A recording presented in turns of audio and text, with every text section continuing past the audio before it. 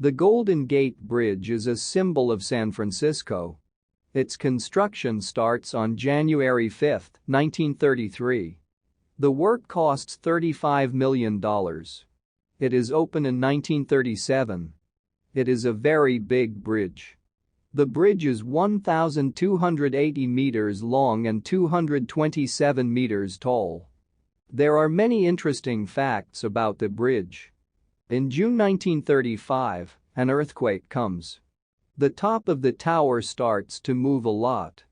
The top goes 5 meters in one direction. Then the top goes 5 meters in the opposite direction. 12 men are on top of the tower. They can't go down. They must hold on. They are all okay. The first color of the bridge is orange. The builder wants to change the color. However, people like this orange color. The color stays. If you want to cross the bridge in 1937, you must pay 50 cents.